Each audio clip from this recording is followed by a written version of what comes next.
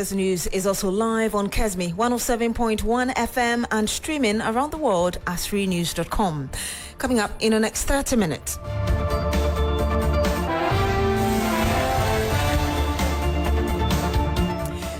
Unemployed graduate nurses in Tamale take to the street to protest government failure to post them more than 3 years after completing training. We are live in Tamale.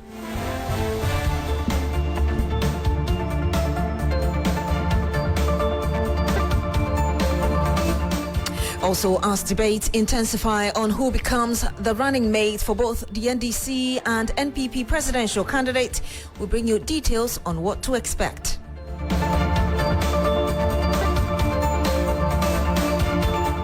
Later, officials of the Ministry of Education visiting some senior high schools to assess quality and availability of food after increasing reports of poor nutritional value of the food.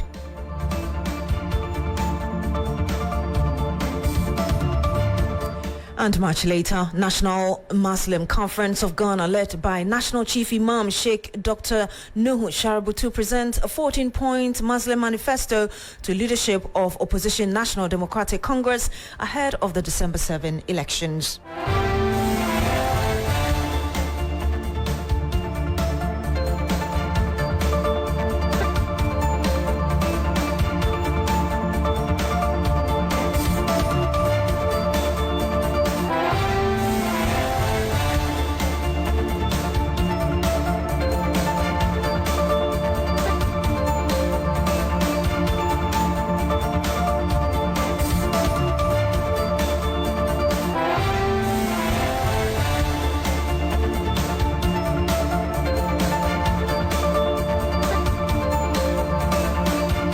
Thank you very much for joining us this afternoon. The Northern Region chapter of the Graduate Unemployed Nurses and Midwives Association is demanding government to immediately give clearance for them to be employed.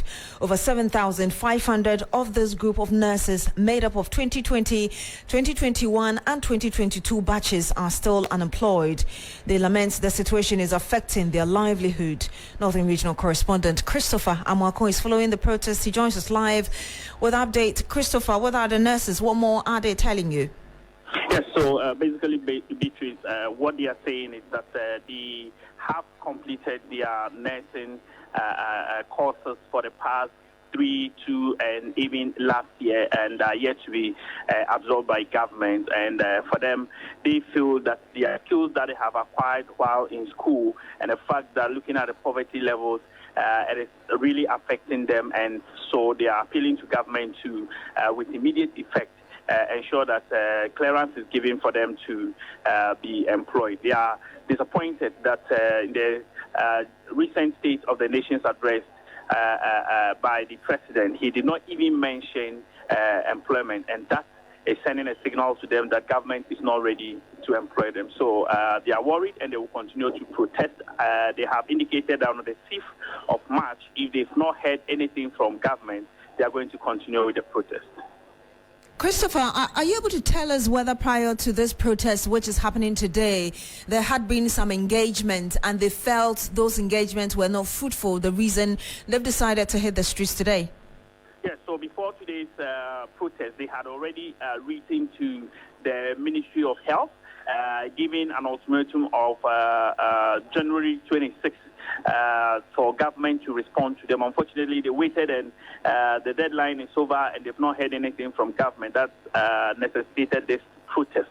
And for them, this is not going to be the end of it. If government continues to be silent on their clearance and employment, they are going to continue to demonstrate and ensure that they also frustrate government. Christopher, I want you to hold on because we can hear some of them, and then I'll come back to you for us to wrap up our conversation. The president has promised us a lot. In fact, as a matter of fact, that no nurse will sit at home. But as it is now, you can see there are more than 4 badges in the house, and some are yet to come and add. We are not here to do politics. All what we are here to say is that we need to be posted. Hunger is killing us. A lot have died. In fact, some have died by hanging themselves, and some are yet to die by hanging if we are not posted. So please, we are begging. See, my brother, we used 3 years to learn. They use 3 more years to unlearn. We want to know. Now, should we all leave Ghana? And you also claim that they are brain drain. People have left the country. So if they have left, replace them. We are here. It is too much. My brother, we keep asking money from our... Fact here is that we are not out of school to sit and watch our parents. There are a lot of demands on us. People are looking up to us, and we can't sit at home whilst our hands are tied up. We must work, and in nursing, it is a practical work. Don't expect us to sit at home. The next year you post us, then you expect us to work.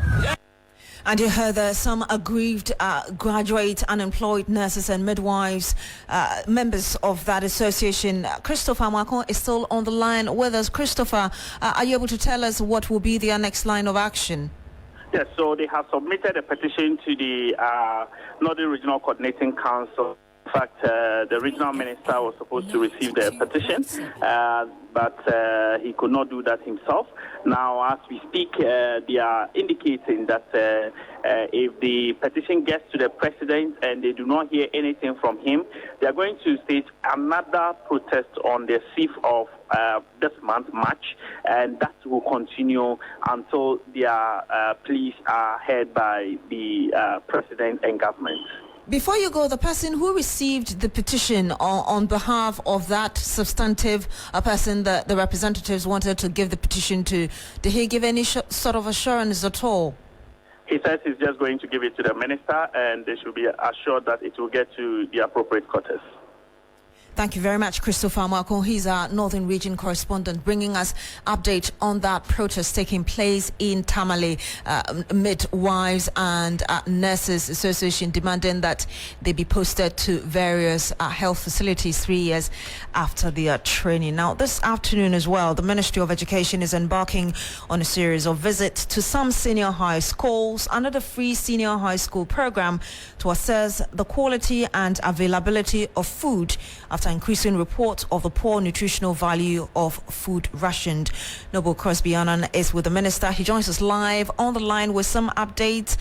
Crosby, which schools have you visited so far? Are you able to tell us what has been found? Hello, Noble, can you hear me? All right, so we'll try and connect to Crosby and bring you that update from the tour of the Education Minister. Let's bring you some politics, and in less than a week, the flag bearer of the opposition NDC, John Mahama, will name who will partner him into the 2024 general election. The flag bearer of the governing MPP, who is also the Vice President, Dr. Mahmoud Baumia, has asked his party to give him time. So we do not know yet when he is naming his running mate. But at least his campaign manager has told us that he is currently still consulting to get the best. With people throwing out names for both candidates, i.e. the return of Professor Jane Opoku for the NDC, and Education Minister Dr. Yao Osei-Duchum, and others for Dr. Baumia, I put together the following report highlighting what the parties look for in who becomes a vice presidential candidate. It's a season many politicians prepare for and look forward to. And sometimes the circumstances of the times determine how much effort they put in. And this year, the circumstances seem right for a possible attempt to win at all costs. For an NDC party that has been in opposition for 8 years and hungry to capture power, it is no time to joke, and the message must be clear and concise. The party is going ahead with its 2020 flag bearer, John Mahama, who has a mandate to choose a running mate in consultation with the Council of Elders. Political analyst and senior research fellow at the Institute for Democratic Governance, Dr. Kwesi Jonah, thinks that competence is not everything. First, you are a presidential candidate. The first thing you're looking for is the votes. So if you have a very good candidate who can add votes, you want to look at that. The only time when a presidential candidate would like to put aside the consideration of votes is when the president feels that, yes, I am the candidate, but I am so short of particular skills. Like Barack Obama, he wasn't very good when it came to foreign relations. And Joe Biden at that time, many years older than 3FM 92.7. Served on the Foreign Relations Committee in the Senate for a long time. He selected Joe Biden. Dr. Kwesi Jono's views seem accurate to Dr. H.S. Sikanko, a communications lecturer at the Ghana Institute of Journalism.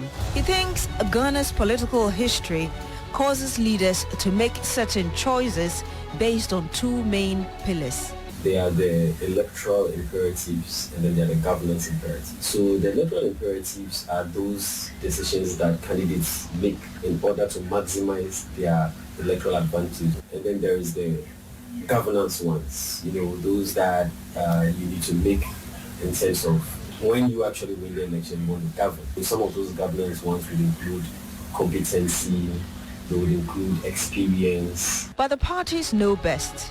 For the NDC, the qualities the party looks for are not far-fetched.